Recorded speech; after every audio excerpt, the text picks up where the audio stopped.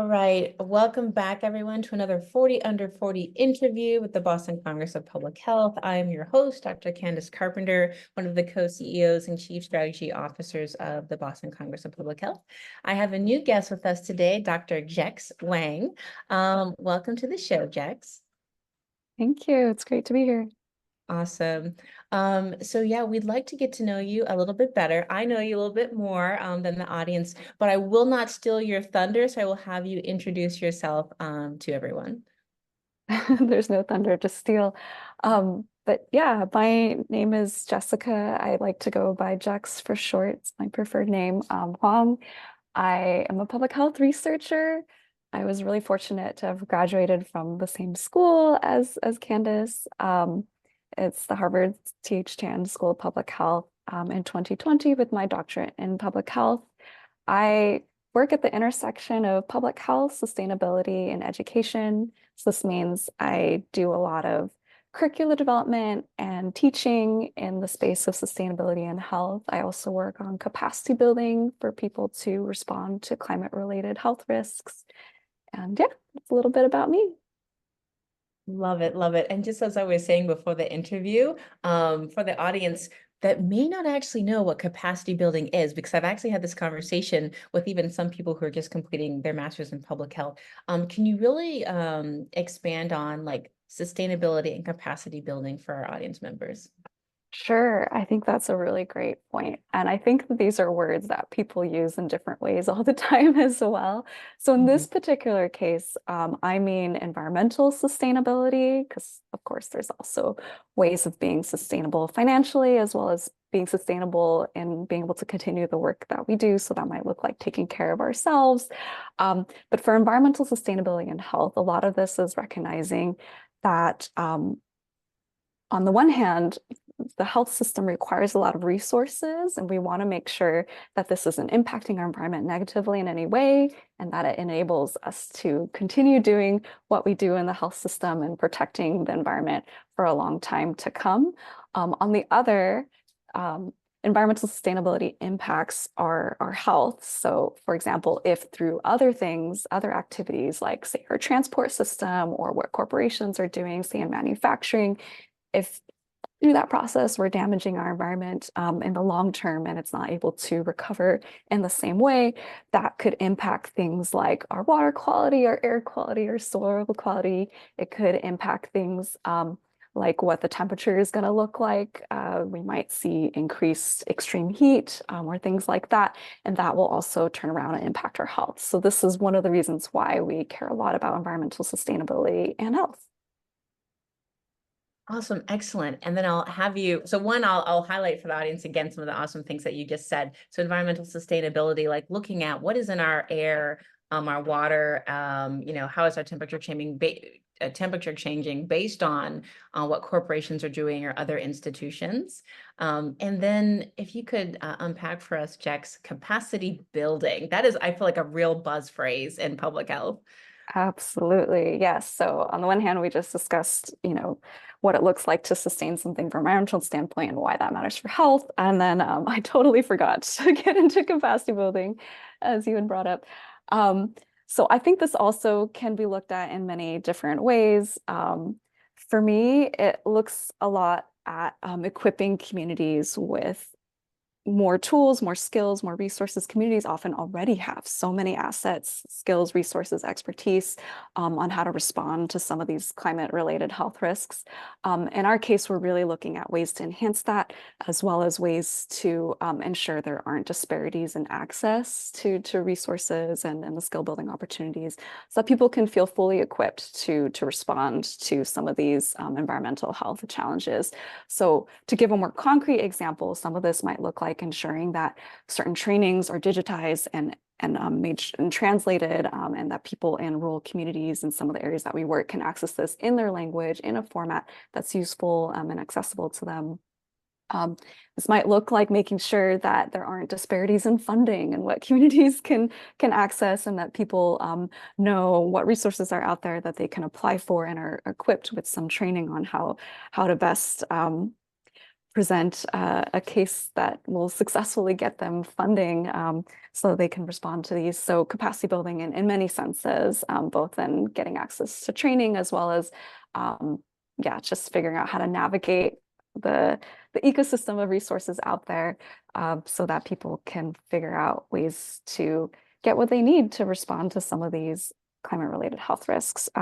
We also do things like trainings to understand data. So in some cases, many communities are interested in collecting data, say what are some of the biggest climate-related health risks in their area. So sometimes people are monitoring things like changes in temperature and precipitation. Sometimes people are looking at incidences of climate-sensitive diseases and if that's increasing.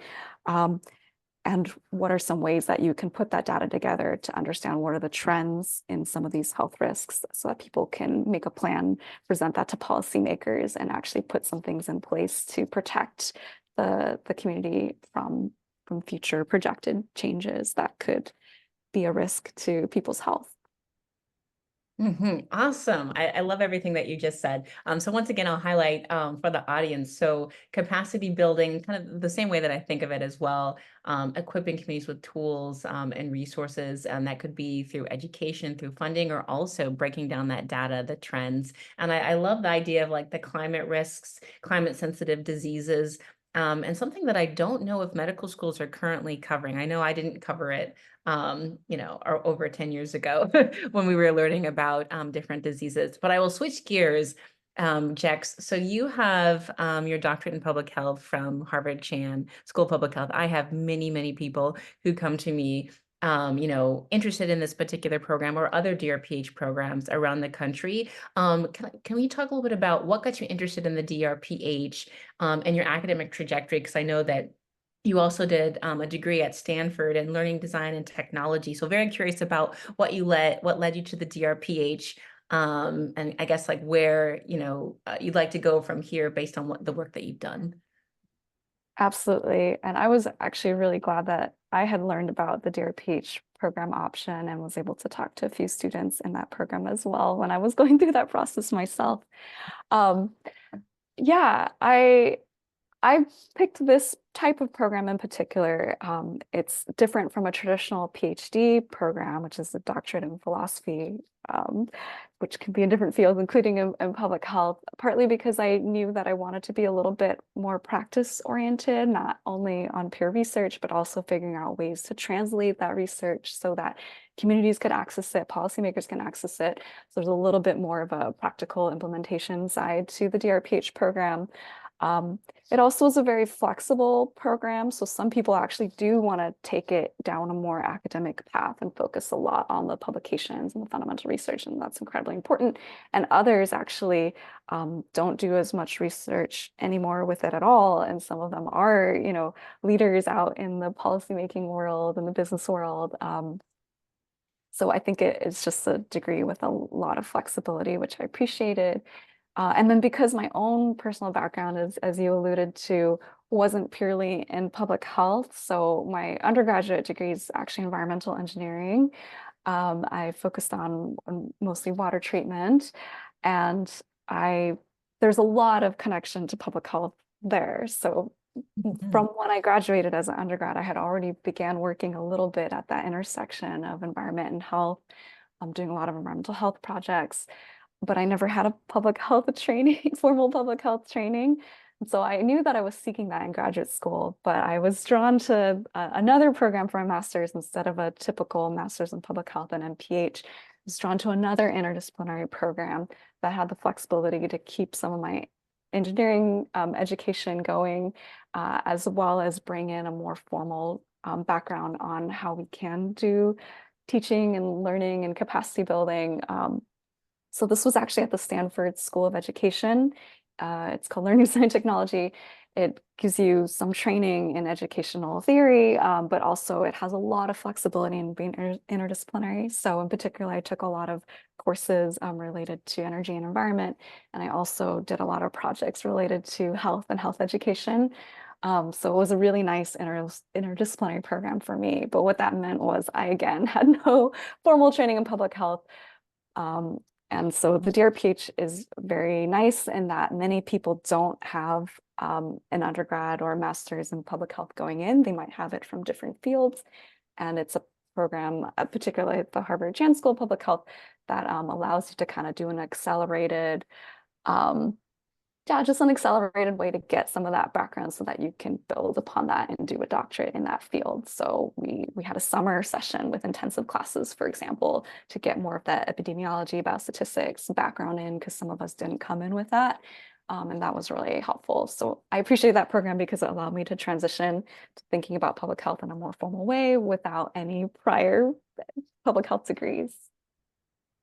Yeah, it's really fascinating. You bring up so many questions. I'm like, how can I how can I fit them all in? One, just my understanding, public health was not, I don't know about you for you and your undergrad, but it was not offered as an undergrad major when I went to college some time ago now. And based off my kind of like surveying the landscape, it's still not actually incredibly popular. It's more popular than it once was. So it's interesting to your point to say that the DRPH is, collecting people who don't have a background in public health, but I would say probably the majority of people don't have an undergrad background in public health. But yet those that pursue, public health on a graduate level, it tends to just collect a lot of people with diverse backgrounds. So what I was trying to say.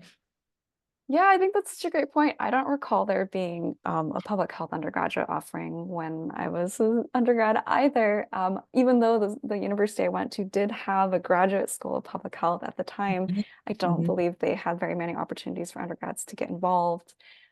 Yeah, I think that's such a great point, and hopefully that's changing now with the COVID-19 pandemic. Having Mhm. happened, I think more people are paying attention to public health was one of the few silver linings of that. And hopefully there are more opportunities for people to start learning about that earlier in their careers. Um, but it's really interesting because even if people aren't formally in the field of public health, many fields are quite adjacent to it. So environmental Mhm. engineering is an excellent example. Um, and I've met several people coming from that field into public health when we were all in grad school together. So I find that really interesting. Um, but yeah, and I think the Dear PhD program is beautiful because it not only creates a home for people who may not have that formal background in public health, but it also has many people who do have masters in public health who've been working in the field formally for a long time and who would like to come to get another degree and have more time, more dedicated time to study further. And so it kind of has everybody, those who've been in public health a long time and those who come from other fields. So it's really nice. Yeah, absolutely. And no, I think that's great. And that's one of the things I really cherished about, going to Chan, just the diversity of different backgrounds. And then the thing that's interesting too about the DRPH that you did was it was a fairly small cohort as well. Like, so it's not like there's, 100 people in the program.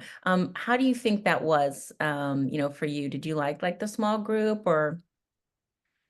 Yes, I thought that was an amazing part of the program. Just maybe by the nature of how I prefer to learn, I think. We had a lot of team-based activities, for example, and having a small cohort like that means that we're able to collaborate a lot throughout our program, but also after our program. So I have continued to work with several people, either from my cohort or the cohorts before or after me, since I've graduated. So it's been really lovely as well. My master's program also had a small cohort model, so I think I'm a little bit biased in seeking those out. I think I just really enjoy that form of learning within a community. Arguably, sometimes there's much more we can learn from each other than from, say, a textbook or things like that. So I think the cohort actually is really important. I really appreciated having that. Awesome. Yeah. So I'm just trying to put that plug in there, as I said before. So anytime someone does ask me about DRPH specifically at Harvard Chan, I can point them to this interview that I've had with you. My next question is a bit controversial. Um, for the most part, many people, who do there's a good portion of people who do public health are usually MDs or DOs that are doing public health. And so obviously like the doctorate in public health is relatively new, and correct me if I'm wrong, but this is my understanding as an MD. And so I think there's a bit of controversy around the fact that who should be doing public health. Are MDs plus MPHs the same as someone who is a DRPH? So what are your thoughts on that? I think that's such an interesting question because maybe this is me being really naive, but I would hope that anybody who's interested in public health would feel welcome in the space. And I Mhm. think every field has so much to contribute. And I think actually, I work with several colleagues who come from a clinical background, whether it's an MD degree or something else, and paired that with public health training, sometimes in the form of an MPH, sometimes in the form of another doctorate in public health as well. Yeah. I feel that those colleagues have so much to offer because they really also understand how to treat at an individual level. So in public health, since we're often looking at a community or population level, we have a certain way of thinking. And sometimes we actually don't understand what it's like for the health professionals who are treating individual people day to day. And that's incredibly important. So I think the people with the clinical background have so much to offer. Currently in my role, two of my bosses are medical doctors in their background. That understanding that they have is so incredibly valuable. So I think it's a great opportunity really to work together and learn from each other. I don't know if that's a cop-out answer to what's an ongoing debate. I totally see where you're coming from. It is an ongoing debate, maybe in the field, but I think it's so important to have all of these perspectives. Hmm. Yeah, no, it's interesting, and I completely agree with you. The amount of synergy that you can have in the collaborations. It's just that I'd been reading that like DRPHs were, more of them were programs were occurring because there was a belief that someone who was specifically trained as a doctorate in public health could make far-reaching changes compared to just the MD plus the MPH who may tend to lead certain um, uh, community health centers or say uh, public health programs, like on a state level or regional level. So Mm. that's why I bring that up because I'd seen that and I found that very interesting. I was like, oh, okay. So that's why I wanted to ask you, but we can transition from that. Tell me more about some of the projects that you're most passionate about that you've done in the last couple years. It could be like with the World Bank or any of the other organizations, because I know you're very much involved in many things. Sure. Yeah, I of course am very passionate about environment and health. But since we've talked about that a lot already, I'd actually love to put in a plug for a group that I'd been volunteering with. It's a nonprofit organization called the Range of Motion Project that works with people with amputations and range of motion disabilities. It's an area that I actually got introduced to when I developed a range of motion disability through an injury. I was really fortunate for the community support that I had around me, as well as the resources that I had access to. So I realized there's vast disparities in this space, and so I started to get a little bit more involved in that and in advocating for people with disabilities and ensuring that everybody has access to mobility.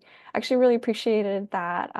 The Boston Congress of Public Health has been doing a little bit of advocacy in this space as well. I know you've hosted some webinars and other important programs around this, inviting really impressive activists in the area to come together.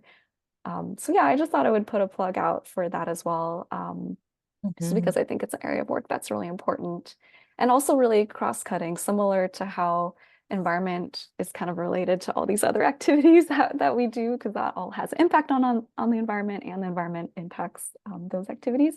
But similarly, people with disabilities are everywhere, and we need to ensure that there's inclusion across all parts of life. And so I think whatever sector, whatever kind of organization we're working in to make sure that there is a more inclusive environment is really important. And so, yeah, and some of the different organizations that I've been working with for work as well, I'd also started to take on a role as one of the employees who've been trying to organize around more support for people with disabilities. But yeah, I've been really enjoying volunteering in that since it's not the primary focus of my day-to-day work. Mm-hmm. No, I think that's awesome, the range of motion. And obviously there are many different types of disabilities, intellectual, developmental, those that are visible Absolutely. versus invisible, et cetera, those that some people acquire in the womb versus those that are acquired in life. And I remember reading a very interesting statistic, and I can't remember exactly, but basically it's like if we all live long enough, we will all have acquired a disability at some point. And that shouldn't be the only reason that people care about disabilities, but I think it's something that for those of us who may not have any disabilities, to be very cognizant of the fact that one day we probably will. And so making our environments as accommodating as possible, having, all of that in mind. I think that's such a good point. It's such a human part of life, isn't it? Mhm. To have experiences with this, whether it's as a caretaker because somebody dear Yeah. to us is going through something, it might be temporary or it might be lifelong. And then same for us as we face injury or illness, develop different health conditions, or maybe just as we age, we may all face different kinds of conditions where maybe the infrastructure that's been built around us hasn't been designed to accommodate that. And so it can feel like a disability just because the systems around us haven't been designed to help us live in the ways that we want. And so I think it is such an important area to look at. And it's really interesting because people talk about how things like ramps for wheelchair users, for example, also benefit those with walkers as we age, also Mhm. benefits pregnant women who may have people who are pregnant, women or not, who may have a harder time with stairs. Also benefit people with young children and strollers. The list just kind of goes on for when we are more inclusive. Sometimes it really just benefits everybody. And so Mhm. I think it's such a good point that one, we may be touched by disability at some point in our lives, whether it's ourselves personally or somebody close to us. And two, all these accommodations often actually benefit everyone anyway, Yes. able-bodied or not. So yeah. Yes, absolutely. And I guess it's, to all the architects or would be, architects out there, just thinking about that, just what Jex has mentioned, that yeah, that you may think that you're just designing something to accommodate one group. But in fact, there are many groups that can benefit. And then as you said, Jex, like in fact, everyone can benefit from that. I wanted to switch gears to Zimba Water. Can you tell us a little bit about that, how it came about, and I guess what you'd like to see Zimba Water accomplish, like in the future? Sure, yeah, it's actually a really interesting transition point for Zimba Water.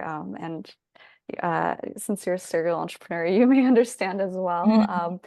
But Zimba Water started actually soon after Cyclone Isla hit in the border of India and Bangladesh. Mhm.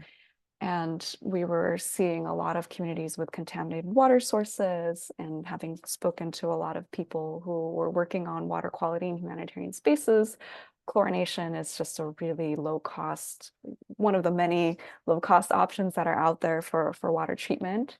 Mhm. And in that particular region of India, it was quite easy to access. And so we helped develop locally manufactured water treatment devices that use chlorination at a community level, so households don't have to sit there and measure out chlorine and take valuable time out of their day to like every day treat their water, but it would just be treated automatically at the source, similar to how when you and I turn on the faucet at our homes, it's already coming out chlorinated and protected. Um, so similarly, we were adding chlorine to water at community water sources, whether it's like your water pump or creeks and things like that, Mhm. in some of these communities in South Asia. And then Zimba expanded. We got contacted by a lot of groups. So for example, with the Rohingya refugees coming in from Myanmar to Bangladesh, there have been, unfortunately, some really, really large refugee settlements that have had some challenges with infrastructure just by nature of how quickly that stuff has developed. And it's tough to provide resources Mhm. uh, quickly enough sometimes. And so when there isn't enough time to build, piped water systems with a water treatment plant and things like that, some people have asked us to install these community chlorination devices so that we can be treating water in humanitarian settings as well fairly quickly without a lot of prior infrastructure.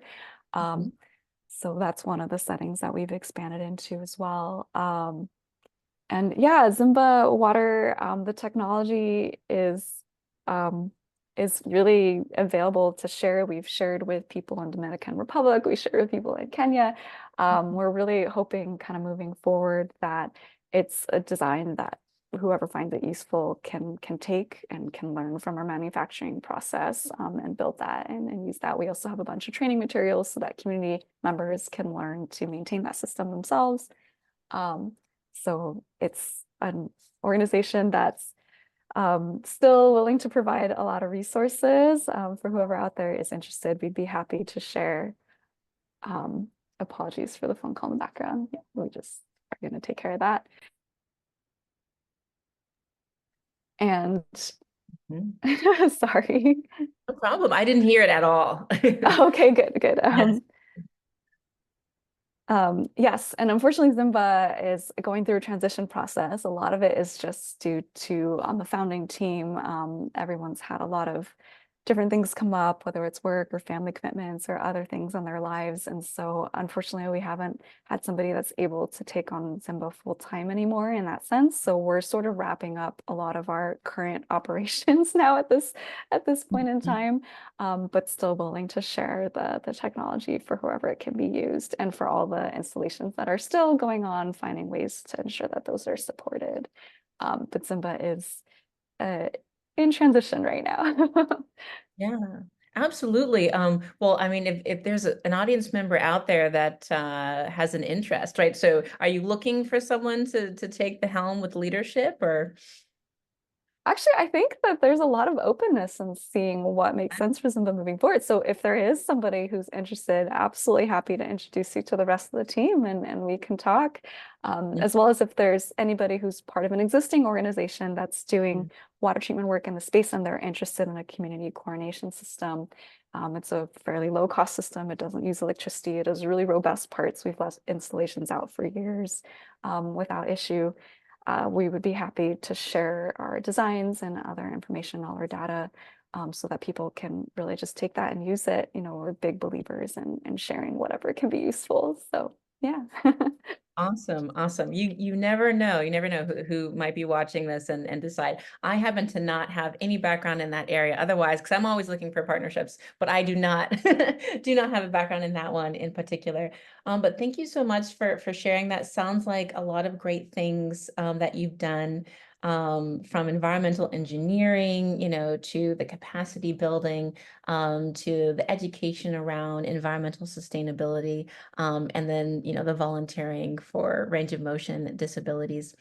Jax, if there's anything else you'd like to leave the audience with, what might it be in terms of any advice on getting a career within public health and or social justice, or navigating, their future DRPH, or just kind of life tips in general? That's a great question. I think for me, something that has really helped me across all these fields is just not being shy to reach out, and also not being shy to share resources back either. I think we can really sort of support each other in navigating these spaces. There are a lot of important challenges that we need to work on, and the more that we can support everybody in learning how to do that and being able to pursue careers in these spaces, the more that everyone will benefit. So please, to whoever is out there, I hope nobody feels shy about reaching out to me or other members of the Boston BCPH, Boston Congress of Public Health, 40 under 40 cohort, or other communities. I think hopefully we can all support each other with information and resources, and also, hopefully people won't feel shy about reaching out to others in the field of public health in general if they're hoping to get into it. Awesome. Thank you so much for that. I would agree. And I think there was a recent 40 under 40 that I had interviewed that was similar to what you said. So you're saying, don't be shy, feel free to reach out. We can share, we can all help solve a lot of public health problems together. But the other person I spoke to recently just said, show up, that there's so much that can happen if you just show up. And I know there's another great quote by someone famous that I'm not remembering right now, but yeah, something about showing up is like more than 90% or something like that of the battle. Absolutely. I had a mentor who used to say things like, some people miss opportunities because it wears overalls and looks like work. But I think if we just show up and are out there doing our best, doing the work, we'll see more and more opportunities arise, and we'll see those chances for us to turn these areas of passion, these challenges that we care about, into a career path. Yeah, and hoping that everybody can feel welcome to show up and feel that they can reach out for support when needed, and that we can, yeah, support each other in showing up and doing the work. Absolutely. And I'll just briefly say too, the example of showing up is I showed up like, first week of Chan virtually, and met Cersei, who now runs the BC page with me. So that showing up basically led to this interview, right? And if I hadn't shown up, then none of that would be in existence. So thank you for sharing that, Jax. This has been a great interview. I know people will have learned a lot.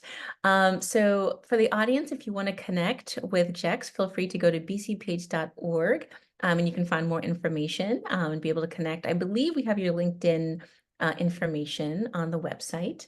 And feel free to tune in to another 40 Under 40 interview with the Boston Congress of Public Health. Once again, thank you so much, Jex. Thank you.